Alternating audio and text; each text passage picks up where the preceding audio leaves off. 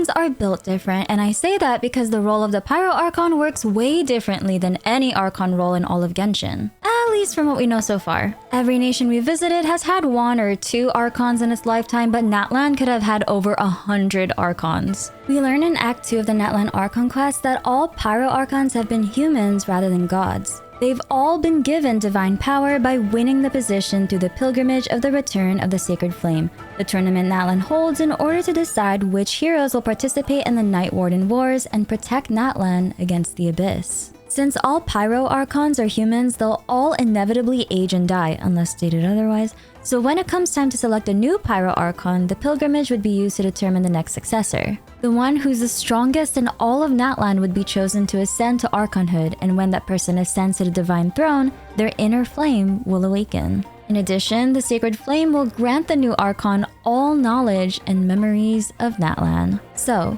who were the previous Pyro Archons? We actually know quite a few of them, so in today's video, we're gonna go over the stories of the past Pyro Archons. But first, a word from today's sponsor, and you might actually know them. Just to give you an idea of how huge version 5.0 is, here are the major updates that you can enjoy with Natlan today. This video is sponsored by Genshin Impact, and right now Genshin is giving away a free 5-star standard banner character every year from now on during the game's anniversary. Meaning you can start out your journey with a 5-star character right away. Not to mention, these characters are actually some of the best options against one of Natlan's strongest bosses. Mualani, Kachina, and Kinich are brand new Natlan 5-stars, and all of them have the most fun exploration mechanics in the entire game. You can actually turn into a Saurian to explore Natlan to your heart's content. Oh, but the story of Genshin is so long and intimidating. That's okay, because with version 5.0, all you need to finish is the second region, the Yue. Then right after, you can go straight to the Natlan storyline, meaning you can skip Inazuma, Sumeru, and Fontaine,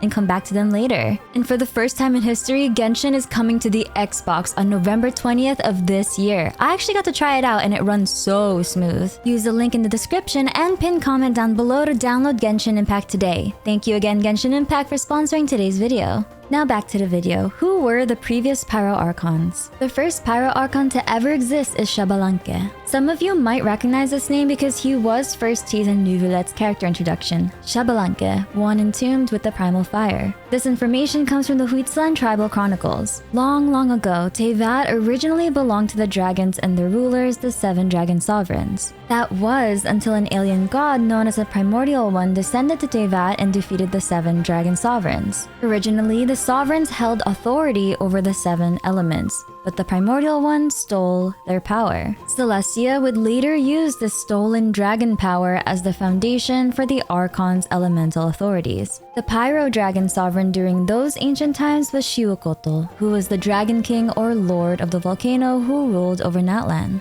The Pyro Sovereign would later be killed by Xbalanque, which is crazy to think about because the sovereigns are probably god tier in terms of power scaling, and Xbalanque was a human with no special power. By killing the Pyro Dragon, Xbalanque ascended to Archonhood and received authority over the Pyro throne. He would borrow the powers of Celestia, specifically from a god named Renova, and establish the rules of Natlan the way we know them today. I really didn't want to include too many theories into this video because I wanted to keep the information as true to the canon lore as possible, but I realize it's a little difficult to explain how Xbalanque accomplished what he did without operating under some speculations.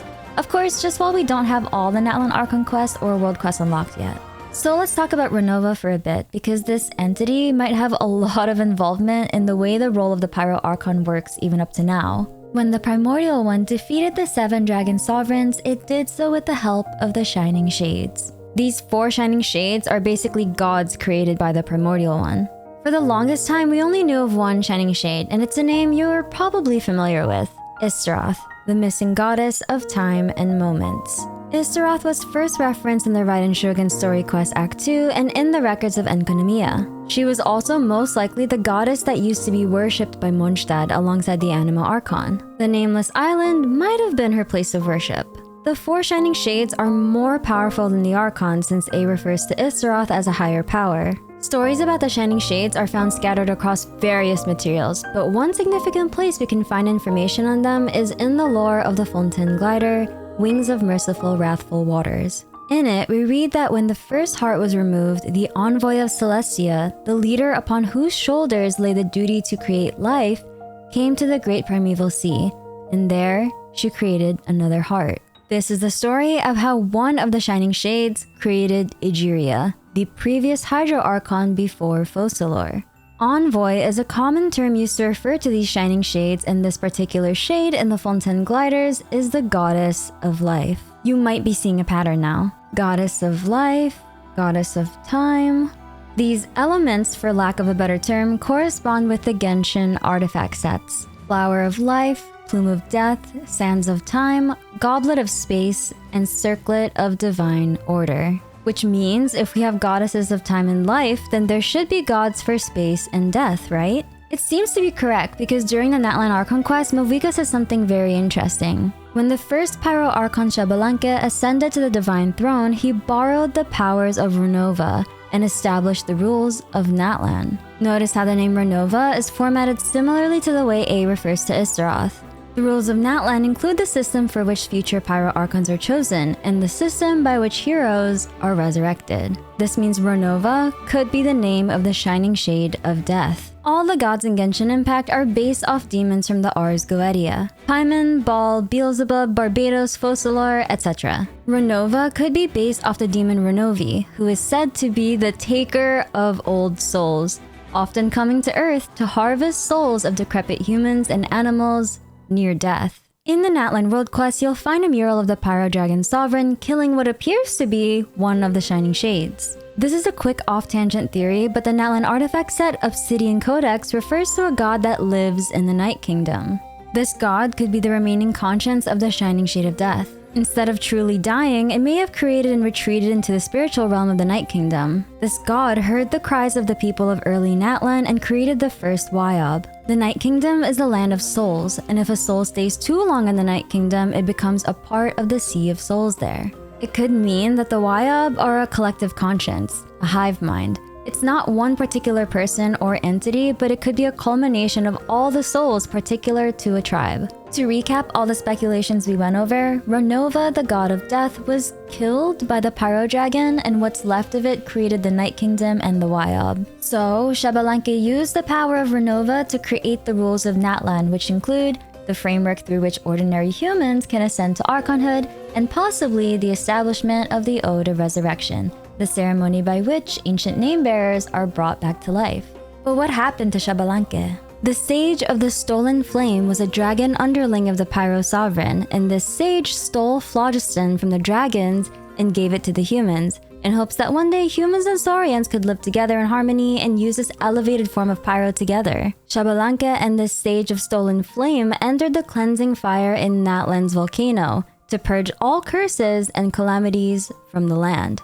The thing is, no one knows what happened to Xbalanque and the Dragon Sage when they walked through the flames of the volcano. Now the next Pyro Archon is an interesting one because we still don't know if she actually even existed. According to the Genshin Impact webcomics, about 1,000 years ago, the Pyro Archon around that time could have been Murata, the Lady of Fire. Her name is totally a reference to Murata Himiko of Honkai Impact 3rd. The hero Vanessa and her tribe were known as the Children of Murata, but since Vanessa's tribe left Natlan long ago, they had no knowledge or recollection of their history or even their Pyro Archon. Now, 6 years later, we finally got an explanation for their memory loss in the Natlan Archon quests. This is due to the fact that outside of Natlan, the Wyob can't provide protection to its people from the Abyss once they leave Natlan's borders. According to Mavuika, when the people of Natlan do decide to leave the nation, they can suffer from memory loss and emotional issues, which seems to be what happened to Vanessa and her tribe.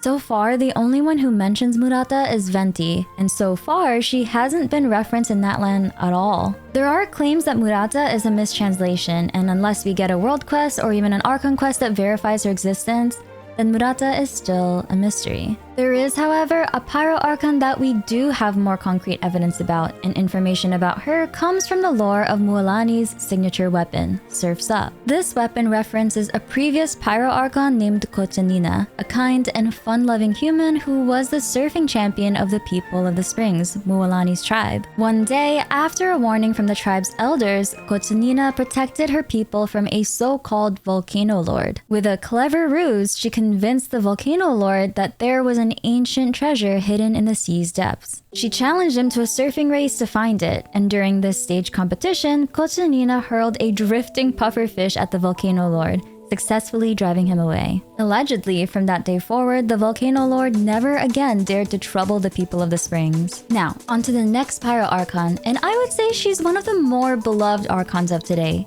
Seriously, it was so easy to fall in love with her, and it's Mavuika. Mavuika is Natlan's current Pyro Archon and the Pyro Archon 500 years ago during the Cataclysm. 500 years ago, Mavuika placed her life within the Sacred Flame in order to be resurrected in the future when the plan needed to be in full effect. This was her way of escaping death by aging. This also means in her duties as the Pyro Archon, Mavuika unfortunately had to understandably abandon her family 500 years ago. Over the years of her absence, the elected Pyro Archons would rebuild Natlan and restore the strength of the Wyob. Once the tribe was back to its full strength, the tribe's Wyob would select one hero, indicating the tribe was ready for what should be the nation's final war with the Abyss. These 6 elected heroes would join Mavuika into battle. So, the Mavuika we see today is basically a reincarnation from the one 500 years ago. Mavuika's demon or Ars Goetia name is Haborim, and it's not clear yet if Haborim is Mavuika's unique name or a name shared by all the Pyro Archons. I'm not surprised she's well liked by a lot of the fandom because she's quite literally the most human Archon, meaning her empathy is something that's way more relatable. I also do really like the fact that right off the bat, she's way more involved early in the storyline than some of the Archons we've come across. Now, I'm not saying this to make a point that she's the best Archon or anything, I just appreciate the change of pace in general Archon interactions. There's still a lot we don't know about her, but what we do see of her, I do appreciate. I also appreciate Genshin Impact for sponsoring today's video, and don't forget, Genshin will be released on the Xbox on November 20th of this year. If you enjoyed today's video, please leave a like and subscribe, and I'll see you on the next video. I'm your leafy lore keeper Minsleif, and I read the Genshin Impact lore so that you don't have to.